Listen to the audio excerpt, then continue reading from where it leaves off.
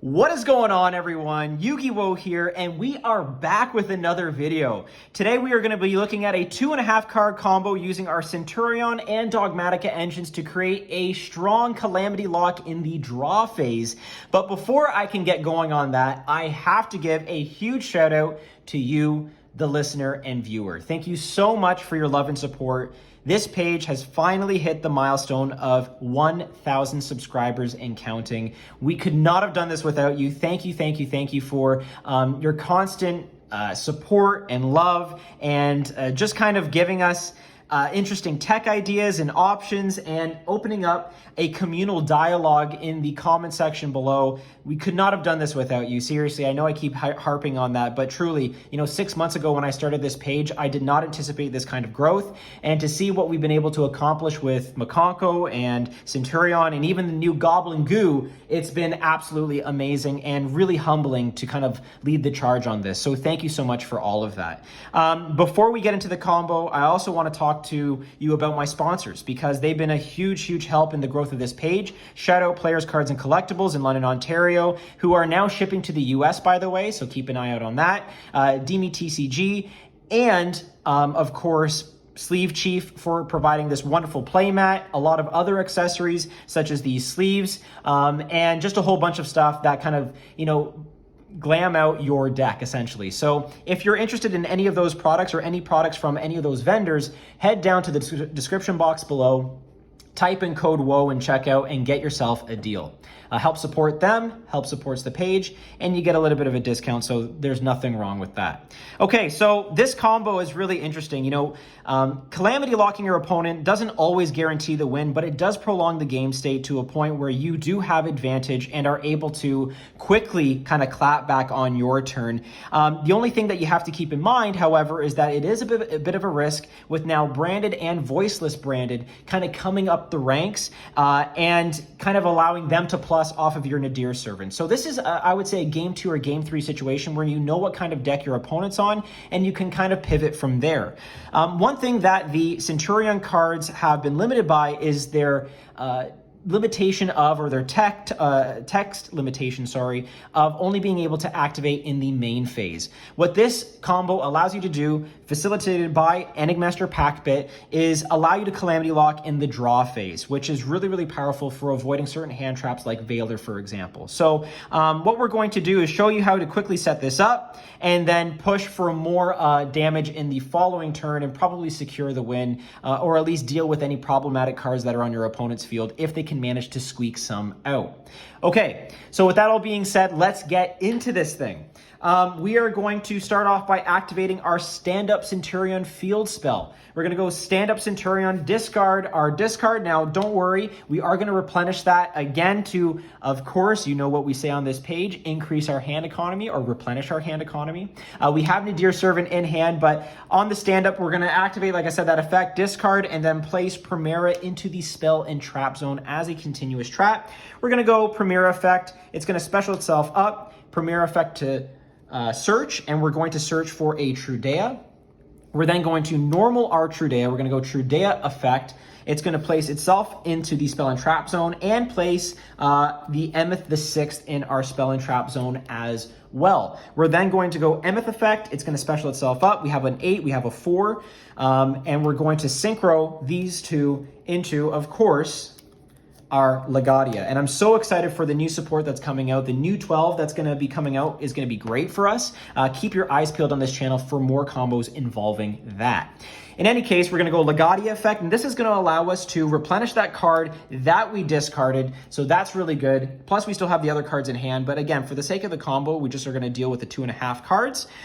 We're then going to activate our Nadir Servant here, and we're going to send, rather than send the Garura outright, we're going to send a Bucephalus II here to the graveyard. That's going to allow us to grab our Maximus and add it to hand, which is really good. And this Nadir Servant's going to hit the graveyard. We're then going to go Bucephalus effect, and this is going to allow us to then send our Garura to the graveyard, okay? And it's important that we have 2 extra deck monsters in the graveyard for Maximus to kind of go off. And you'll see what we do as a means of recycling our graveyard just to make sure that we are okay for a more of a grindy game state. But in any case, we've got now 2 extra deck monsters in the graveyard. We're going to go Maximus effect. We're going to banish our Bucephalus here, and that's going to allow us to then special out our Maximus. So at this point, we have Maximus out on field. We have Tradea in the back row, and we have the upstart or the random card that we drew in our hand. Okay, so far so good. Now what we're going to do is activate Maximus. Now, like I said, you want to make sure you know what your opponent is on so you don't get them to plus too much. They may have a Garura in their graveyard as well, so expect that they're going to draw one. But if you think that a Calamity lock is worth the risk, then by all means do it. So in this case, we're going to go Maximus effect. We're definitely going to be sending out our Enigmaster Pack Bit. So we're going to send that to the graveyard. And we're also going to send here one of 2 options, and it's up to you which one you want to choose. You can either go Luluwell Lilith here, which gives us a really interesting end phase effect to help us kind of push for more interruption on the opponent's turn. Or if you want to be more conservative and you have, let's say, a Super Poly in hand without another Garura in your extra deck, you can send the Psy-Frame Lord Omega and recycle that Garura that's in graveyard. So it's completely up to you how you want to negotiate it, how you want to pivot around that. And please do let me know if you want to see an updated Dogmatika Centur-ion list. You know, I'm just watching as the meta is developing here and still kind of creating a list that I think works well with it. We are seeing some tops with Centur-ion, and it's not too far away from kind of the ideas that I'm playing around with here. But if you want to have something a little bit more impactful and a little bit more fun, I think the Dogmatika engine offers that. In any case, we're going to show you something a little bit more full combo, and we're going to send the Lulu here with our Pack Bit. And don't forget that it does have an end phase effect, but we'll get to that in a moment. We're going to then activate the Pack Bit to discard a card and target itself.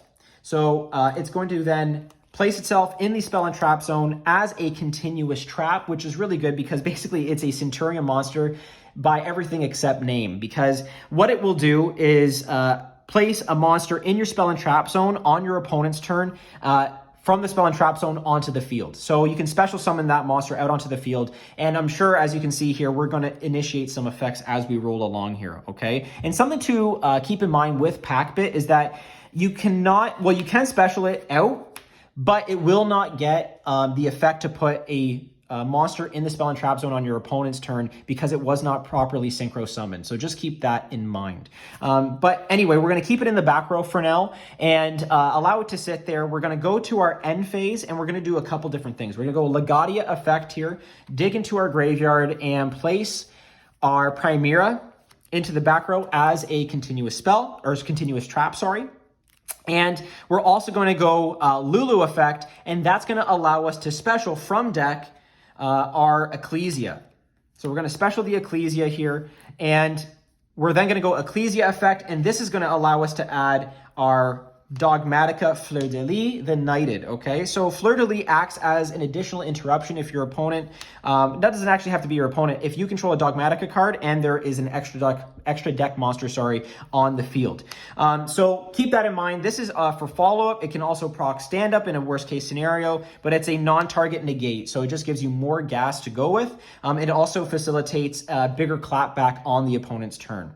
So, okay, we're then going to move to our opponent's turn. They're going to go in their draw phase. We're going to say, actually, in your draw phase, what we're going to do is go Pack Bit effect, bring up the Primera, and then that's going to allow us to proc the effect of stand-up and Primera itself. So we're going to go Chainlink 1 Primera to search, Chainlink 2 stand-up to synchro. So we are going to synchro our Primera and our Maximus, a level 4 and a level 8. Love how those numbers work out to get into, as you can imagine, our Crimson Dragon, okay? So we're going to bring the Crimson Dragon out, and we are going to get our search with Primera as well. I typically search for bonds in this case, just for, recursion and follow-up. So we have Fleur, we have bonds in hand, and we have Crimson Dragon on field. We'll ask our opponent, do you have any quick effects at this point for player priority? They say no. Great, we'll go Crimson, target Legadia, we'll tag out the Crimson, and bring out, yes, you guessed it, Hot Red Dragon, Archfiend King Calamity. And we will go Calamity effect and effectively lock out effects that our opponent have on the field. So as you can see here, this all happens in the draw phase. And again, one of the sort of knocks on the Centur-ion monsters when it came to the Calamity lock is you could only do it in the main phase, which kind of exposes it to a lot more interruption. And that's completely fair. So, you know, don't sleep on Enigmaster Packbit. I don't know why more lists aren't necessarily running this or that no one's really talking about this card, but it definitely will facilitate more draw phase King Calamity locks. And look, it's a cheesy way to win, but sometimes, you know, in a desperate position or in a desperate state, you need to do what you need to do in order to win the game. But, you know, in any case, you do have the Fleur, sorry, not the Fleur, but the Ecclesia on field. You also have the Fleur here, so you can special, negate a card, and then you have, of course, more follow-up here if you need it. And this will get you way over game as well. If they do try to interrupt King Calamity, then you can just pivot into the Blazar Dragon, which is really good. And, you know, again, you can banish itself for cost and, you know, have a few different effects that can go off, right? Or you choose one of those effects that go off. But essentially, it's just an Omni Negate. So I'm really excited for the new Synchro 12 that's coming up. I think that's going to add a lot of resilience to this deck.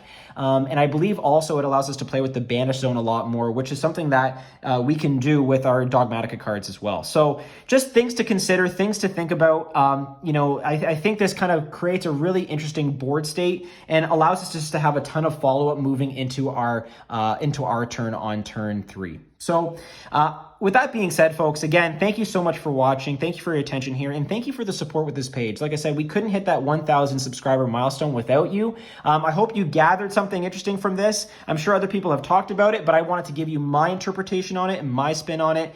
If you like this kind of content, please do subscribe, like this video, hit the notification bell, and, you know, stay in the loop with all of this Centur-ion spice. If you have any suggestions or anything else that we can do that incorporates the Dogmatika engine or just is interesting considerations moving into this format with Centur-ion in terms of tech ideas, please do let me know in the comments below. This is a communal build, just like any one of these other things that I show you, and we are looking to gain as many resources as possible to push this deck as far as it can go.